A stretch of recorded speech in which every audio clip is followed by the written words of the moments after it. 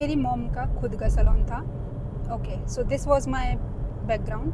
वो मुझे हमेशा बोलते थे कि सैलून में आ जा, सैलून में आ जा, सैलून में आ जा, सैलून का काम कर। तो और मैं उनसे हमेशा बोलती, मुझे कुछ भी करा लो, I don't want to come in salon line, मुझे सैलून लाइन में आना ही नहीं है।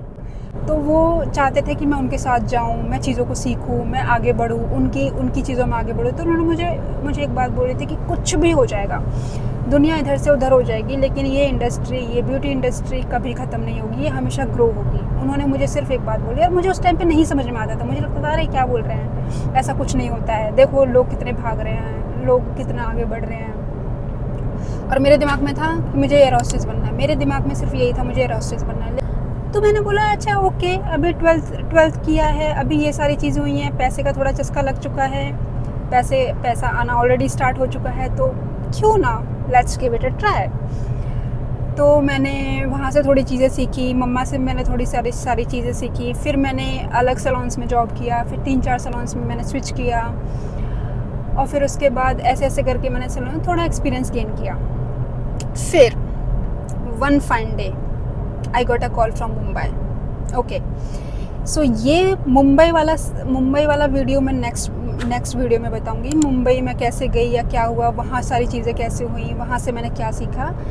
उससे पहले बस मैं एक चीज़ बताना चाहती हूँ, जो कोई नॉलेज नहीं थी सैलून इंडस्ट्री की। जैसे मैंने आपको बताया कि मम्मा का खुद का सैलून था, और वो जो सिखाते थे, उनको उस टाइम पे जितना नॉलेज था उन्होंने मुझे वो सिखाया, ठीक है। तो मुझे पता ही नहीं था, मुझे कुछ नॉलेज ही नहीं थी, बस मेरे अंदर एक कॉन्फिडेंस था। तो मैं, या कोई ऐसा फेस आता है जहाँ से मैं नहीं निकल पा रही हूँ, तो मैं हमेशा सिर्फ एक ही चीज़ बोलती हूँ अपने माइंड को, अच्छा ठीक है, मैक्सिमम ऐसा होना था, अब इससे ज़्यादा से ज़्यादा क्या होगा, ये होगा बस।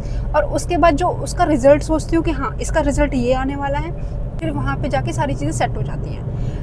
तो मैं बस इतना ही बोलना चाहती हूँ कि इट डज़न्ट मैटर कि आपके पास बहुत बड़ी डिग्री है, इट डज़न्ट मैटर कि आपके पास बहुत नॉलेज है, इट डज़न्ट मैटर आपको इंग्लिश आनी चाहिए, नहीं, ऐसा ज़रूरी नहीं है कि आपको इंग्लिश आनी चाहिए। मुझे इंग्लिश का ई भी नहीं आता था। मैंने बिल्कुल नहीं सोचा था कि मैं इस लाइन में आऊँगी, मेरा कोई मोटिव नहीं था। आई हेट दिस लाइन, मुझे सैलून इंडस्ट्री में आना ही नहीं था। वो कहते हैं ना कि जब कोई डेस्टिनी आपके नसीब में लिखी हो, या कोई डेस्टिनी आपकी किस्मत में लिखी हो, तो वो कहीं ना कहीं से घूम के आपके पास आ ही जाती है। तो वो डेस्टिनी मेरी मम्मा के थ्रू आई। बताती हूँ, मैंने एक सैलून में काम किया था, और वहाँ वो बहुत छोटा सैलून था, और वहाँ पे इतना रश होता था कि मैं सुबह जाती थी, शाम को आती थी, और मैं ऐसे पड़ जाती थी कि मैंने कितना ज़्यादा काम किया, मेरी पूरी बॉडी थक जाती थी, ठीक है। तो मैंने 2 महीने वहाँ पे काम किया, और 2 महीने में मैं आपको सच बताऊं, मैंने 2 महीने में वहाँ से इतना सब कुछ सीखा कि मुझे किसी कोर्स में जाने की ज़रूरत नहीं पड़ी, मुझे सर्टिफिकेट लेने की ज़रूरत नहीं पड़ी।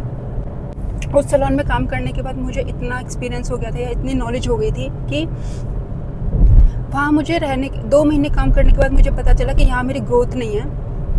मैं यहाँ पे सिर्फ और सिर्फ मैंने काम सीखा है, बट मैं अपने आप को ग्रो नहीं कर पाऊँगी यहाँ पे। तो इसके लिए मैंने वहाँ से नॉलेज ली, 2 महीने मैंने वहाँ काम किया, and then again I switch to another salon. तो मेरा हमेशा से ये रहा है कि जब तक मैंने सैलून स्विच किए, ज़्यादा से ज़्यादा नॉलेज गेन करनी है, जहाँ से जितना हो सके उतना सीखो, जहाँ से ऊपर वाला दे रहा है उतना सीखो। कहीं से क्लाइंट्स को कैसे हैंडल करना है, कहीं से हाइजीन को कैसे हैंडल करना है, कहीं से क्लाइंट्स को कैसे वेलकम करना है, कहीं से क्लाइंट्स के एटिकेट्स क्या होते हैं, वो सब सीखे।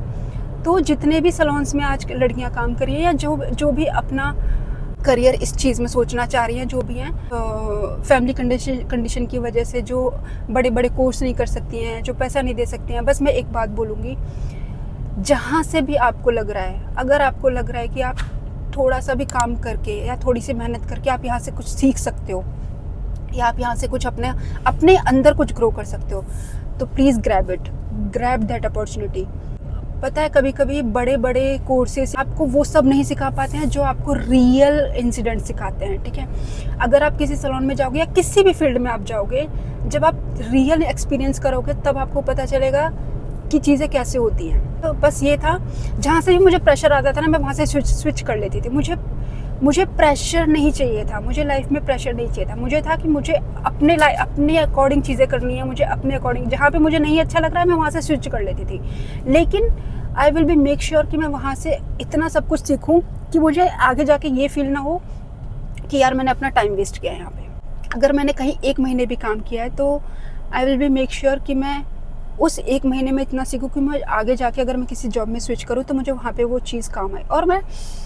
और अगर पता है मेरे साथ ऐसा होता था, अगर मैं किसी सैलून में काम कर रही हूँ और सैलून में काम करने के बाद मुझे लग रहा है कि वहाँ पे कोई न्यू चीज़ है जो वो लोग सिखा रहे हैं जो मुझे नहीं आती है, तो मैं हमेशा अपना इतना माइंड ओपन रखती थी। कभी भी अपना माइंड क्लोज मत रखो कि नहीं, कि मेरी एक्सपर्टीज़ ये है और मैं सिर्फ यही कर सकती हूँ। नहीं guys, you have to open yourself. आपको ना एक स्पॉन्ज बनना पड़ेगा। अगर आपको लग रहा है कि मेरी एक्सपर्टीज़ है कि मैं सिर्फ मेकअप आर्टिस्ट हूँ, मेरी एक्सपर्टीज़ है कि मैं सिर्फ ये काम करती हूँ और मैं सिर्फ यही करूँगी, नहीं, please don't be in that. आप वो काम मत करो। आपको अगर नहीं करना है आप वो काम मत करो। बट मैं इतना बोलूँगी कि आप इतने ओपन रहो कि आप हर चीज़ को ऑब्जर्व कर पाओ।